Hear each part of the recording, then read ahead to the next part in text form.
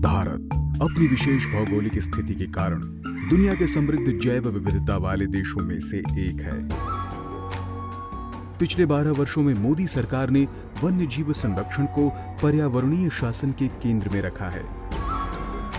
प्रधानमंत्री नरेंद्र मोदी ने बार बार इस बात पर जोर दिया है कि वन्य जीव संरक्षण का मतलब केवल जानवरों को बचाना ही नहीं है, बल्कि पारिस्थितिक संतुलन को बनाए रखना और आने वाली पीढ़ियों के लिए भविष्य को सुरक्षित करना भी है।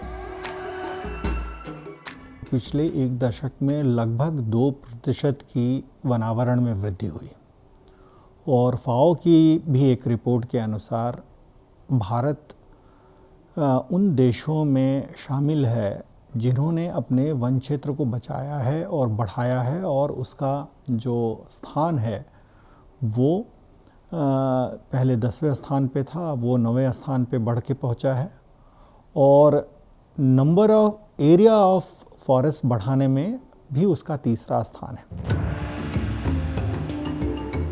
मोदी सरकार की सबसे बड़ी उपलब्धियों में से एक भारत के संरक्षित क्षेत्रों का अभूतपूर्व विस्तार रहा है।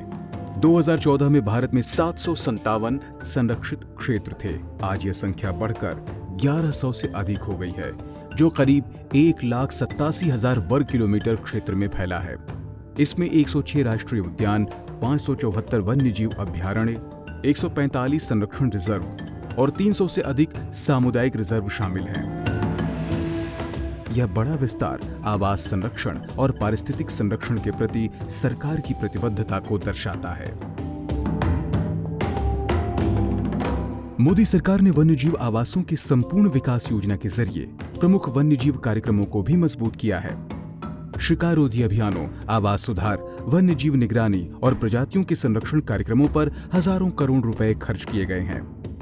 अब इसके परिणाम जमीन पर दिखाई देने लगे हैं। भारत में शेरों की संख्या 2020 की 674 से बढ़कर 2025 में लगभग 900 हो गई। देश के पहले वैज्ञानिक सर्वेक्षण में जंगलों में 700 से अधिक हिम तेंदुओं का अनुमान लगाया गया।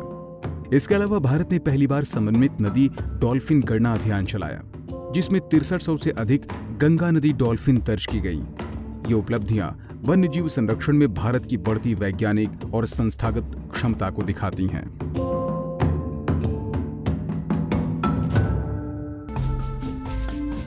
प्रधानमंत्री नरेंद्र मोदी के नेतृत्व में प्रोजेक्ट टाइगर वैश्विक सफलता की कहानी बनकर उभरा है। भारत में बाघों की संख्या 2014 के 2226 से बढ़कर 2022 में 3682 हो गई है। आज दुनिया के 70% से अधिक जंगली बाघ भारत में पाए जाते हैं। साथ ही टाइगर रिजर्व की संख्या 47 से बढ़कर 58 हो गई है। मोदी सरकार ने हाथी संरक्षण पर भी विशेष ध्यान दिया है। भारत में हाथी रिजर्व की संख्या बढ़कर 33 हो गई है। उत्तर प्रदेश, छत्तीसगढ़ और तमिलनाडु में नए रिजर्व बनाए गए हैं। मोदी सरकार के दौरान सबसे उल्लेखनीय संरक्षण अभियानों में से एक गंभीर रूप से लुप्तप्राय ग्रेट इंडियन बस्टर्ड को बचाने का प्रयास रहा है।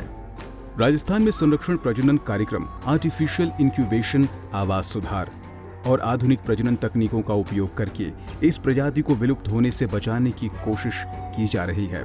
इसी तरह प्रोजेक्ट घड़ियाल और प्रोजेक्ट स्लॉथ बियर जैसी नई संरक्षण पहले भी शुरू की गई हैं। प्रधानमंत्री मोदी की सरकार ने आर्द्र भूमि, मैंग्रोव और वन पुनर्स्थापन पर भी विशेष ध्यान दिया है।